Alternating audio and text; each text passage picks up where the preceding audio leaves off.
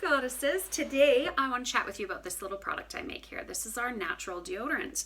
So this deodorant is a love-hate product that I make, and I want to be very honest with you, and I want to share the good and the bad. If you're a customer of mine and you've tried this, you might be on one of those two fences. Some people are like, Sarah, your deodorant is the best. It actually works. I absolutely love it.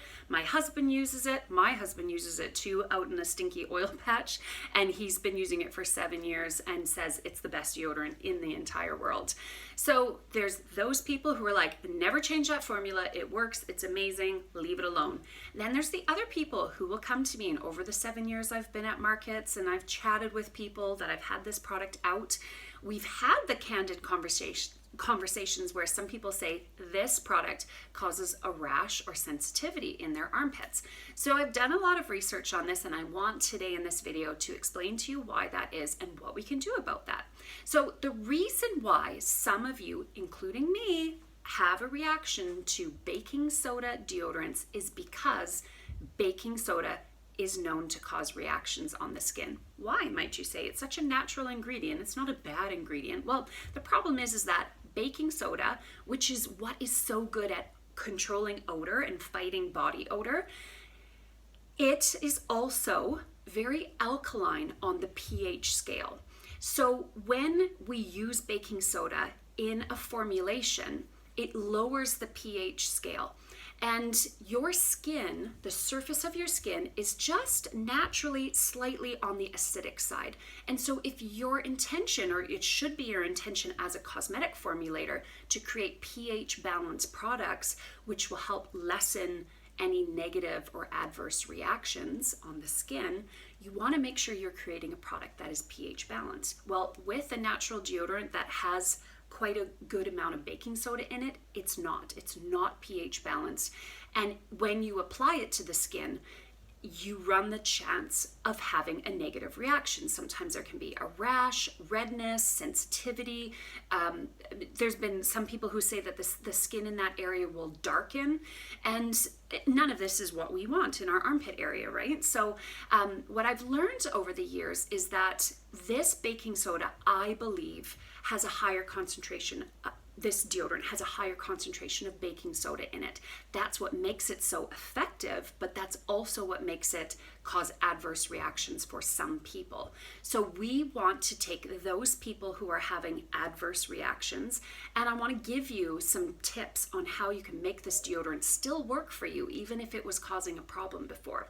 Essentially, what we need to do is we need to lessen the concentration of baking soda in here. So instead of having it full strength like it is in this jar, we want to dilute it. And how can we do that? Well, I used to tell people you could scoop out the contents of your jar, or maybe put it in with the lid on in a double boiler and just get a little bit of heat going. It will melt the deodorant, and then you could top it up with a little bit of coconut oil.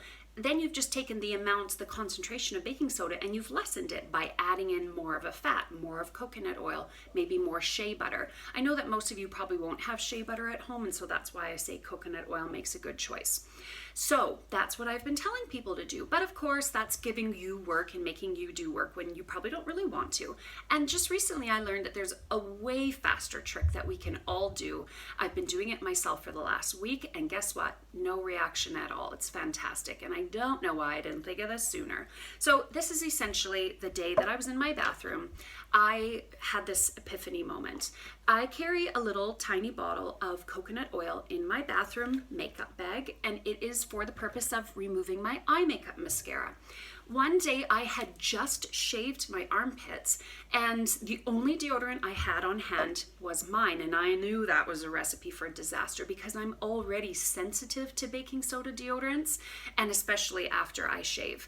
So for a moment I thought, well, I've always heard that coconut oil is antifungal and antibacterial, and maybe I'll just put coconut oil on me that day because I don't have any other deodorant. And some people can get away with just using coconut oil as a deodorant. So I put it on that day after I shaved, and I left it. By the end of the day, I was kind of stinky, and I was like, well, I'm not sure what I'm going to do because I know my deodorant causes some sensitivity, and I didn't have any other deodorant on hand. And let me confess to you right now, I cheat on my company all the time and buy other deodorants from all over the world. I'm always looking for the holy grail of natural deodorants that actually work, and don't cause sensitivity for me because I'm very sensitive. So anyways, the next day I was like, well, the coconut oil doesn't really work on its own, and the only deodorant I have on hand is mine, which causes sensitivity. So then I just had this natural progression where I put on my little bit of coconut oil, and then I thought, what the hell, I'll just pop my deodorant on top of that. And guess what? I've been doing that for a week. No reactions.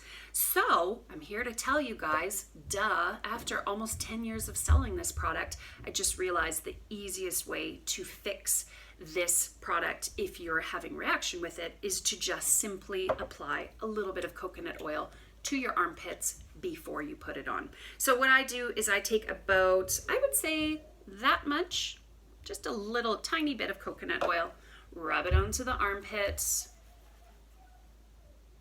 and then I take a little bit of mine. I usually tell people about the size of a pea. It's like a small pea. And then we can apply it over top. Et voila. Armpits that won't stink. Armpits that won't fall apart and have burning reaction.